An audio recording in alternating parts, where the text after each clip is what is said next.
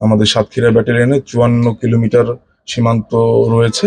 সেই জায়গা দিয়ে কোনোভাবেই যেন কোনো জ্বালানি তেল পাচার না হতে পারে সেই ব্যাপারে আমরা সতর্ক রয়েছি, এবং আমাদের যে নিয়মিত মনিটরিং সেটা আমরা আরো বেশি জোরদার করেছি। দায়িত্বপূর্ণ এলাকার অবস্থিত বিভিন্ন ফিলিং স্টেশনগুলোর বিপণন প্রক্রিয়া মনিটরিং করা।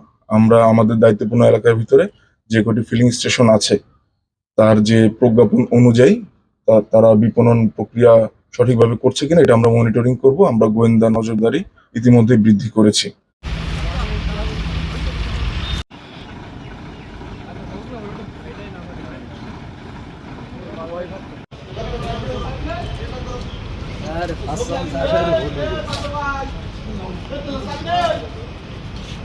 কি করলি এই জায়গায় আমার বল।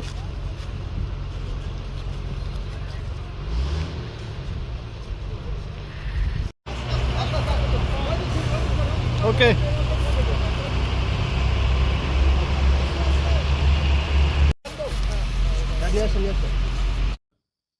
বিদ্যুৎ জ্বালানি খনিজ সম্পদ মন্ত্রণালয়ের প্রজ্ঞাপনের উপর জোর দেওয়া বলতে আমি বুঝাচ্ছি কৃচ্ছ্রতা সাধনের যে বিষয়টা, সেক্ষেত্রে আমরা স্থানীয় জনসাধারণকে সচেতন করব। এই ব্যাপারে আমরা গণসংযোগ করছি।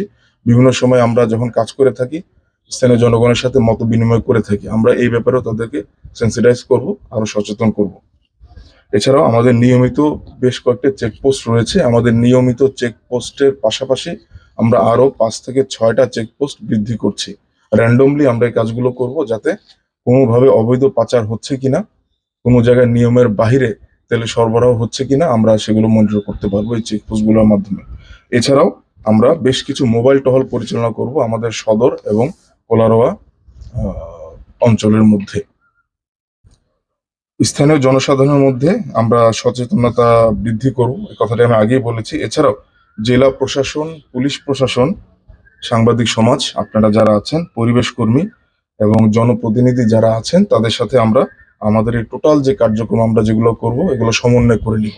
কারণ এটা একলা আসলে আমরা আমাদের পার্টটা করতে পারবো, বাট সার্বিকভাবে আমরা তখনই সাকসেস হব যখন সকল স্টেক হোল্ডাররা সমন্বিতভাবে আমরা এই কাজটা করতে পারবো। এরই সাথে আমি আপনাদের মাধ্যমে জনসাধারণকে অনুরোধ করব যে আপনারা নিজে থেকে বিষয়টা বোঝার চেষ্টা করবেন এবং সরকারের যে প্রজ্ঞাপন সেইটা মেনে চলার চেষ্টা করবেন।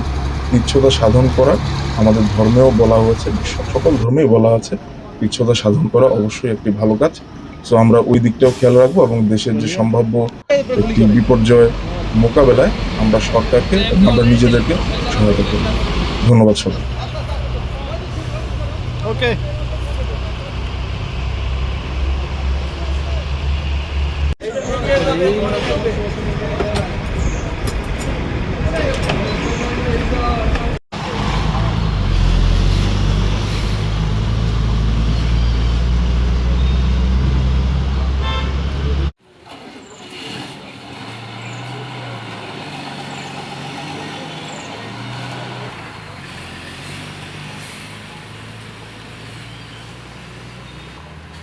স্যার এই কোনায় দাঁড়ান আপনি। হ্যাঁ এই কোনায় দাঁড়াইছেন,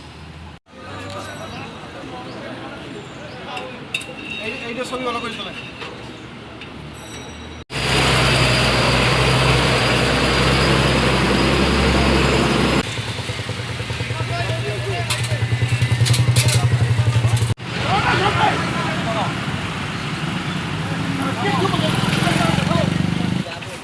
তাই বিপদ দিয়ে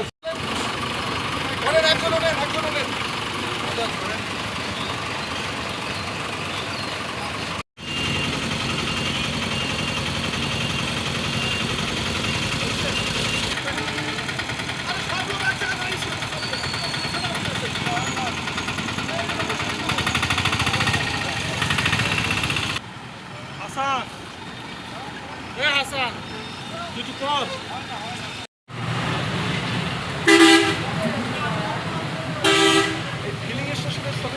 গ্রহণ করেছি তার মধ্যে উল্লেখযোগ্য হচ্ছে সীমান্তবর্তী এলাকা দিয়ে জ্বালানি তেলের পাচার রোধ করা।